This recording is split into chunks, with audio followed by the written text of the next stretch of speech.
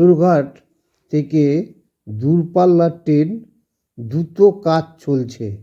খুব শীঘ্রই দূরপাল্লার ট্রেন চালু হতে চলেছে বালুরঘাট থেকে। বালুরঘাট স্টেশনে উন্নয়নের কাজ খতিয়ে দেখতে এলেন কাটিয়ার ডিভিশনের ডিআরএস সুরেন্দ্র কুমার। শনিবার দুপুরে বালুরঘাট স্টেশন পরিদর্শন করেন রেলকর্তা। সঙ্গে ছিলেন রেলের অন্যান্য উচ্চপদস্থ আধিকারিক। এদিন বালুরঘাট স্টেশনের সিক ও পিট লাইনের কাজ খতিয়ে দেখেন ডিআরএস। এছাড়াও রেলের অন্য কাজও সরজমিনে খতিয়ে দেখেন তিনি।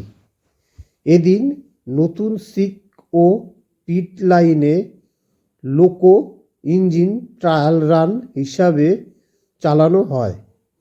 নারকেল ফাটিয়ে নতুন লাইনের ট্রায়ালের শুভ সূচনা করেন কাটিয়ার ডিআরএস।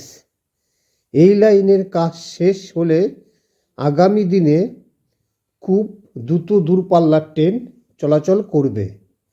আগামী কিছুদিনের মধ্যেই এই কাজ সম্পূর্ণ হবে বলে জানিয়েছে ডিআরএস। এতেই বর্ষার জন্য কাজের অনেকটা দেরি হয়েছে। এখন জোর কদমে পিট ও সিক লাইনের কাজ শুরু হয়েছে। আগামী 1 মাসের মধ্যে সব কাজ শেষ হবে বলে জানিয়েছেন ডিআরএস। শুধুমাত্র বালুরঘাট নয়, দক্ষিণ দিনাজপুর জেলার বেশ কয়েকটি স্টেশনও পরিদর্শন করেন তিনি। পিট লাইনের ইঞ্জিন ট্রায়াল হতেই আশায় বুক বাঁধছে জেলাবাসী।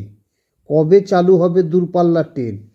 বালুরঘাট স্টেশন থেকে দূরপাল্লার ট্রেন চালুর জন্য আরও এক ধাপ এগিয়ে গেল পিট লাইনে উদ্বোধনকে ঘিরে জেলাবাসীর বাড়ছে দূরপাল্লার ট্রেন ছাড়ার।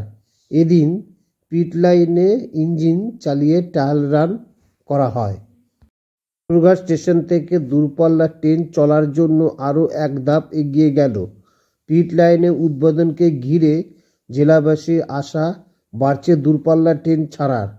বালুরঘাট স্টেশনে এদিন পিট লাইনে উদ্বোধনে এলেন কাটিয়ার ডিভিশনের ডিআরএস সুরেন্দ্র কুমার।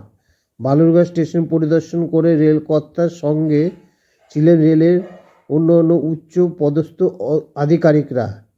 এদিন বালুরঘাট স্টেশনে নারকেল ফাটিয়ে পিট লাইনের সূচনা করেন রেলওয়ের কাটিয়ার ডিভিশন ডিআরএস সুরেন্দ্র কুমার। এদিন পিট লাইন ইঞ্জিন চালিয়ে ট্রায়াল রান করা হয়। এদিকে ইঞ্জিন ট্রায়াল রানে উল্লসিত শহরবাসী। এরপরে বালুরঘাট স্টেশন থেকে আরও নতুন ট্রেন চলার সম্ভাবনা বেড়ে গিয়েছে।